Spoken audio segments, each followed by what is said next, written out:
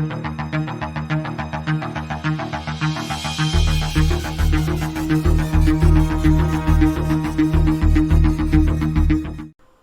یہودی ہیں کون؟ یہ چاہتے کیا ہیں؟ ان کے سینوں میں کون سے راز دفن ہیں؟ تابوت سکینہ کیا ہے؟ اور آثار قدیمہ کی تلاش میں یہودی کیا ڈھونڈتے پھرتے ہیں؟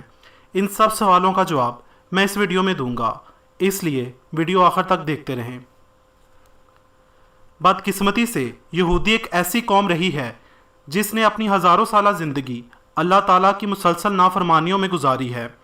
حضرت یعقوب علیہ السلام کے دور سے بنی اسرائیل نام کی قوم کا آغاز ہوا اور دم تحریر یہ قوم مسلسل بغاوت، سازش اور فساد کی علم بردار بنی رہی۔ رب کائنات نے بھی اس قوم پر متعدد بار لعنت کی ہے۔ اسرائیلیوں کی مکر و فریب کی پوری تفصیل قرآن پاک میں محفوظ کی گئی ہے۔ اللہ تعالیٰ نے ایک طویل چارج شیٹ ان کے نام سے مرتب کی ہے، جس کے بعد اس نے اس قوم کو قیادت کے منصب سے معزول کیا اور بدلے میں مسلمانوں کو اس مقام پر فائز کیا۔ دنیا بھر کی اقوام میں یہ وہ واحد قوم ہے جس کو اللہ تعالیٰ نے سب سے زیادہ غضب و غصے اور پھٹکار و ملامت کا سزاوار ٹھہرایا ہے۔ قرآن پاک کے تفصیلی مطالعے سے یہودیوں کے جو طویل جرائم ہمارے سامنے آتے ہیں، انہیں پڑھ کر اس قوم کی مجموعی نفسیاتی کیفیت ہمارے سامنے آتی ہے، جو کہ اب میں آپ کو بتانے جا رہا ہوں۔ یہ قوم عہد و پیمان کی مسلسل نافرمانی کرتی تھی، چنانچہ آخرکار کوہ طور کو ان کے سروں پر اٹھا کر لٹکایا گیا، تاہم اس کے باوجود عہد شکنیوں کا ان کا یہ سلسلہ جاری رہا۔ یہ لوگ اللہ کی آیات کو فروخت کرتے تھے اور ان سے اپنے ڈھب کے مطلب برآمد کرتے تھے، دوسروں کو نیکی کا حکم دیتے تھے اور خود کو بھول جاتے تھے۔ آل فرعون کے ظلم و ستم سے نجات پانے اور سمندر میں سے راستہ مہیا کیے جانے کے باوجود وہ اپنے پروردگار کے مستقل ناشکر گزار بنے رہے۔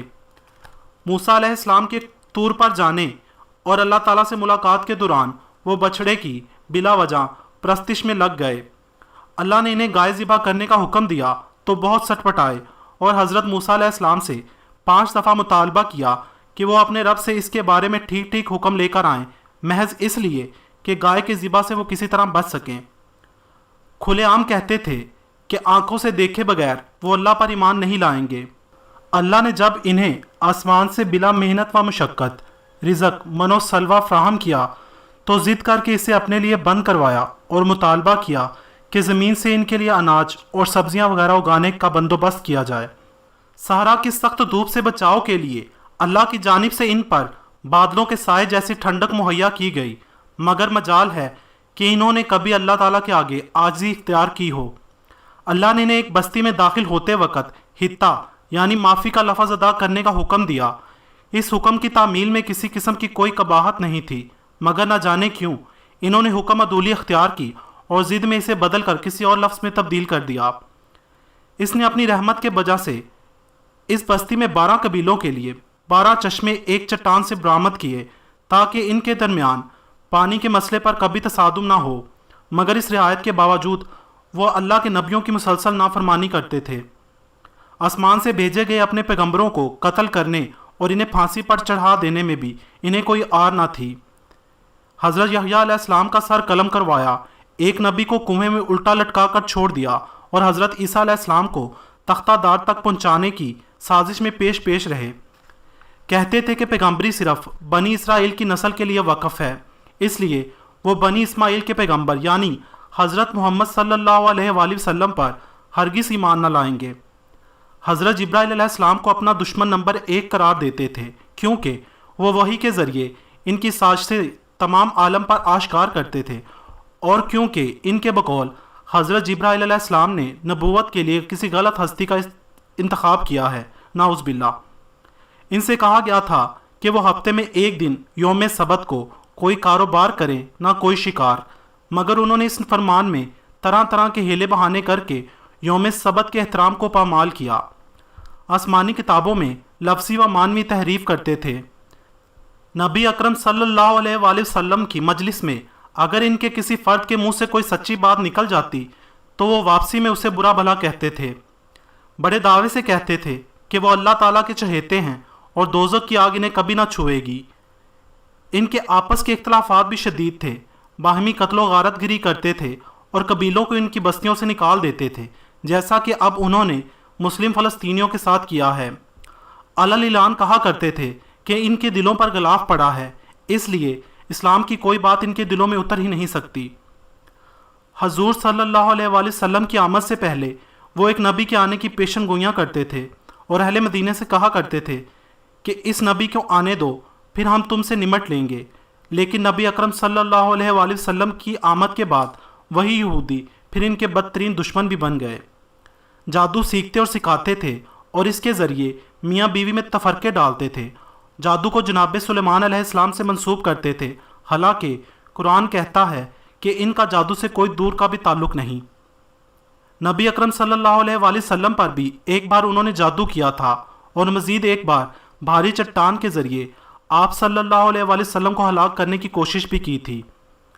حضرت سلیمان علیہ السلام کو بھی وہ نبی نہیں مانتے تھے بلکہ محض ایک بادشاہ قرار دیتے تھے۔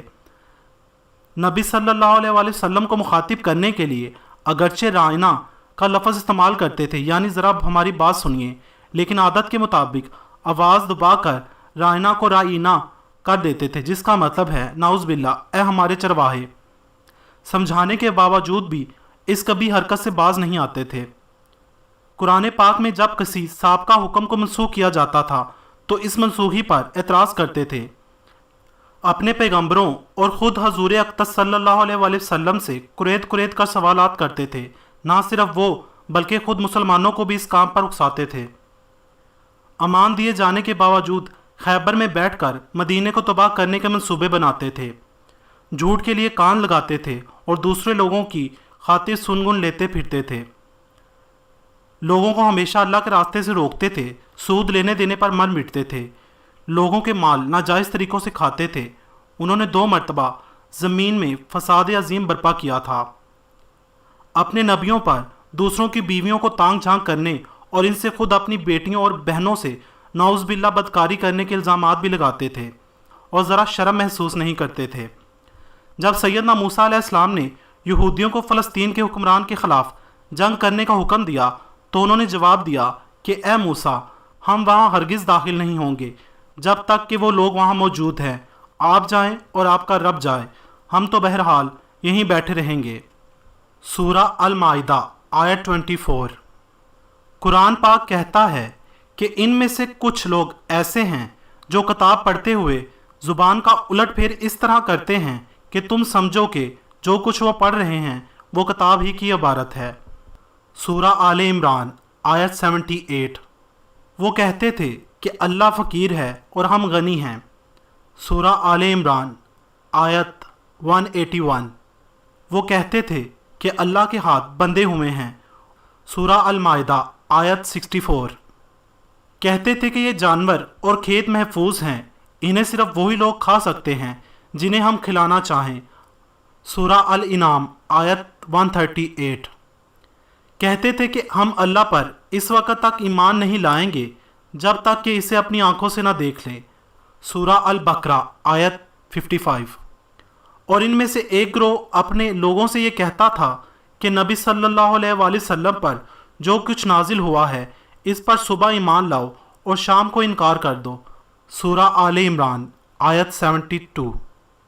ایک زمانہ تھا جب وہ اللہ تعالیٰ کی بہت پسندیدہ قوم تھے، لیکن اپنے گھنونے جرائم کی بنیاد پر اللہ تعالیٰ نے انہیں امامت کے منصب سے ہمیشہ کے لیے معزول کر دیا۔ تاہم یہودی چونکہ قرآن پاک کو نہیں مانتے، اس لیے اپنی اس معزولی کو بھی وہ تسلیم نہیں کرتے۔ کہتے ہیں کہ آج بھی اللہ تعالیٰ کی سب سے چہیتی اور پسندیدہ قوم ہے۔ بنی اسرائیل پر صرف قرآن پاک ہی میں پھٹکار نہیں کی گئی بلکہ خود ان کے صحیفوں میں بھی یہ لعنت اور پھٹکار جا بجا درج ہے۔ قوم بنی اسرائیل کا مزاج سمجھنے کے لیے ان کے صحیفوں زبور، ڈیوٹرونومی، جرمیہ اور عیسیہ وغیرہ کا مطالعہ بھی ضروری ہے۔ یہ آیات ان کی مقدس کتابوں میں کچھ اس طرح ہیں۔ زیم یعنی زبور باب 106 کو پڑھتے ہوئے ہمیں ایسا لگتا ہے جیسے ہم قرآن پاک کی سورہ بقرہ پڑھ رہے ہوں۔ اس میں اللہ تعالیٰ نے ایک جانب یہودیوں پر اپنے بعض انعامات گنوائے ہیں اور دوسری جانب ان کی سرکشیوں اور بغاوتوں کا ذکر بھی کیا ہے۔ ان کی انہی نافرمانیوں کی بنیاد پر اللہ تعالیٰ نے انہیں دھمکی دی تھی، جو کچھ اس طرح ہے۔ اس لیے اللہ نے قسم ظاہر کرنے کے لیے ان کی مخالفت کی، खातिर अपना हाथ ऊपर उठाया ताकि इन्हें सहराओं में भटकने के लिए छोड़ दे और इनकी नस्लों को दुनिया की दूसरी कौमों में जलीलो ख्वार करे और इन्हें मुल्क मुल्क में तितर बितर कर दे। ज़ीम 106 आयात 26 ता 27। ए ज़मीन कान धर और ए आसमान सुन, खुदावन ताला ने फरमाया है कि मैंने बच्चों यानी बनी इसराइल की निगहदाश्त की, लेकिन उन्होंने मेरे खिलाफ बगावत कर दी। बैल और गधा अपने आका को खूब पहचानते हैं, लेकिन बनी इसराइल अपने आका को नहीं पहचानते। अफसोस के ये लोग एक गुनहगार कौम है जो जुल्म सरकशी से भरे हुए हैं। ये जराइम की जड़ें हैं। ये वो बच्चे हैं जो बदकार हैं। इन्होंने बनी इसराइल के मुकद्दस खुदा को नाराज़ कर दिया है। तुम्हारा सारा सर और तुम्हारा सारा दिल बीमार है। तुम्हारे पाँव से लेकर तुम्हारे सर तक पूरा जिस्म बीमार है। इसमें कोई हिस्सा सेहतमंद नहीं है। जख्म और पके हुए बदबूदार फोड़े के सिवा वहाँ कोई जगह साफ नहीं है। ईसिया 1 आयात 2 ता 6। ओ याकूब के सरदारों और ए बनी इसराइल के हुक्मरानों, सुनो, क्या अभी वक्त नहीं आया कि तुम इंसाफ को पहचानो, तुम जो बुराई को पसंद और अच्छाई को नापसंद करते हो। ओ अहले याकूब, ओ बनी इसराइल के हुक्मरानों, जो इंसाफ से नफरत और असूल मसावात से बगावत करते हो, जो सहूनियत को खून खराब से कायम करते हो और यरूशलेम को नाइंसाफ़ी से भरते हो। मेकाह 3 आयात 9 ता 10। और तुम खुद को बेशक किसी कीमियाई मादे से धो लो और बेतहाशा साबुन इस्तेमाल कर लो, फिर भी तुम्हारी नापाकी बरकरार रहेगी। तुम कैसे दावे करते हो कि मैं नापाक नहीं हूँ। जर्मिया 2 आयत 23। यहाँ दी गई मिसालों से आप ये मत समझिएगा कि अल्लाह की नफ़रत व हकारत महज इन्हीं चंद किताबों और आयात पर मुश्तमिल है, बल्कि इनकी बेशतर किताबें इस किस्म की धमकियों और गैज़ व गज़ब से भरी हुई हैं। अल्लाह ने इस कौम पर बेशुमार इनामात किए। इन्हीं में से एक ताबूत सकीना था। ताबूत सकीना के लिए आप इसी वीडियो का पार्ट 2 देखिए।